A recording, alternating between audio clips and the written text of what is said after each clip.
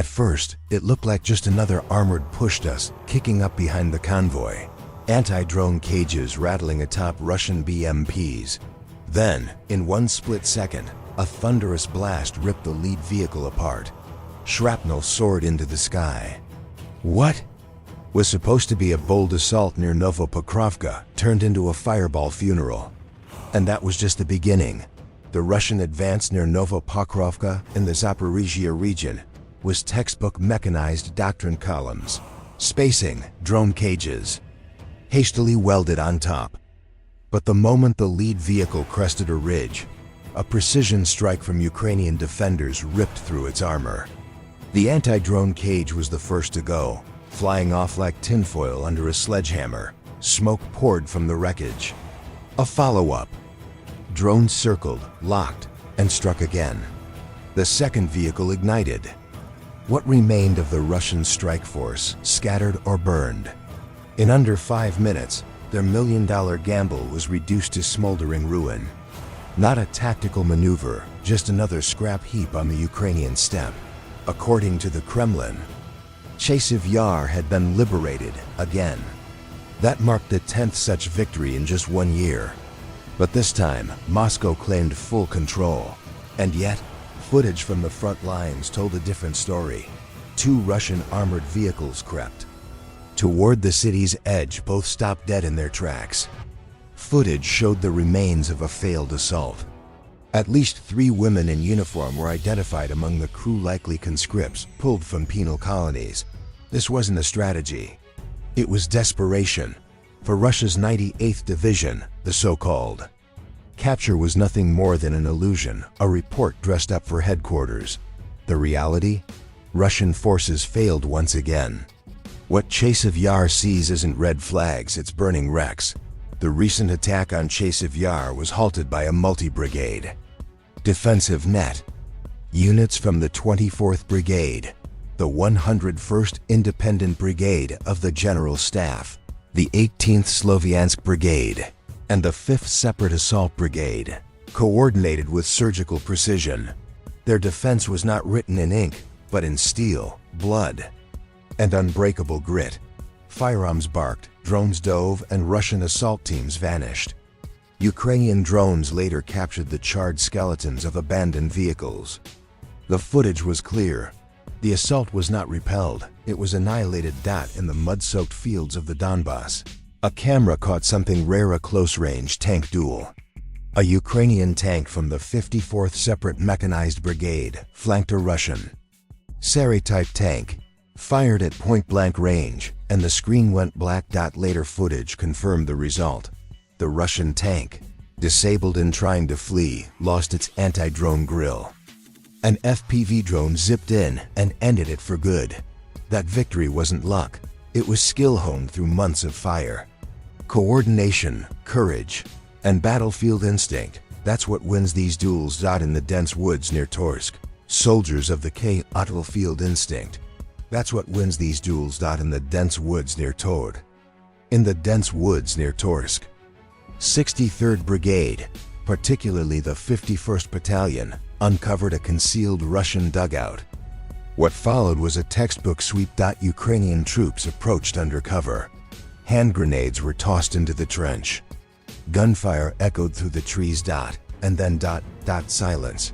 Moments later, the enemy emerged with hands raised. Beaten, not by numbers, but by resolve. The video showed the stark difference between the invaders and the defenders, one hiding, the other advancing. Clean, precise, effective. In the Liman direction, 2 Ukrainian drone operators coordinated a flawless hit. The first drone shredded the netting over a Russian tank. As smoke curled upward, a second drone dove into a vehicle marked Kozak, slipping through a half-open hatch like a hawk into a rabbit hole.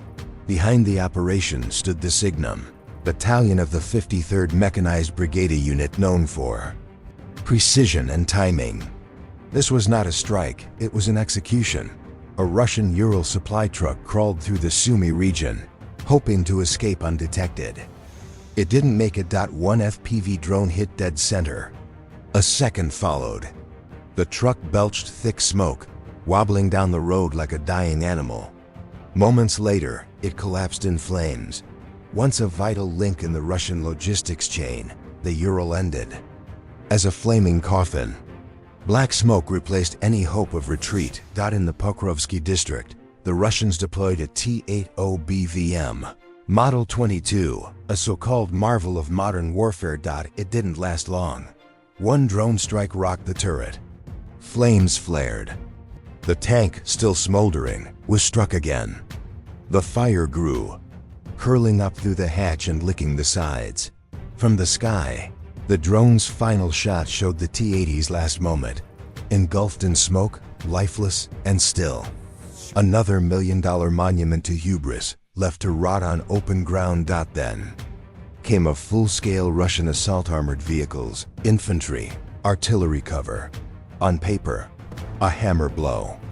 In reality, a disaster. Ukrainian recon drones spotted the formation. FPV drones were launched.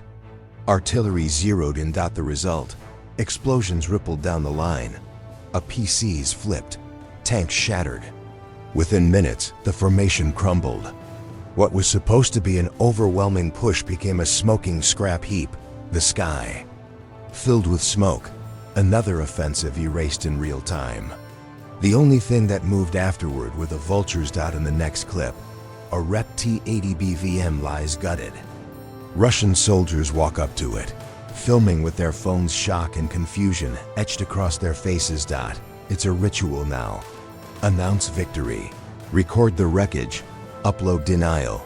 The war they were promised, heroic, swift, glorious, has decayed into footage of defeat and disbelief. An MSTA, self-propelled howitzer, burns silently on the front line. The camera rolls. No shouts, no commands. Just flames. Russian troops watch it die, recording, not reacting. The vehicle sits with its barbecue rig, flames rising like a funeral pyre. Their silence says more than propaganda ever could. There's no bravery in this footage, only shame. The Kremlin's blitzkrieg fantasy has turned into a charred procession of destroyed tanks and silent retreats. The only thing advancing is the grave count. In a cemetery near Istra, on Moscow's outskirts, rows of fresh burial plots stretch toward the horizon. Flags, plaques, and wreaths cover the dead Russian dead. Not whispered about, not acknowledged, just buried. If this is just one cemetery, how many others are filled with nameless boys promised glory and sent to die? The reality is no longer deniable. Putin's regime once boasted of swift victory, heroic operations, and unstoppable power. Now it stares at tombstones, burned vehicles, and failed offensives. What began as a special operation is now a national tragedy. But we are still here, still standing, still fighting. This is not over. Subscribe and stay alert, because victory is built not in headlines, but in action.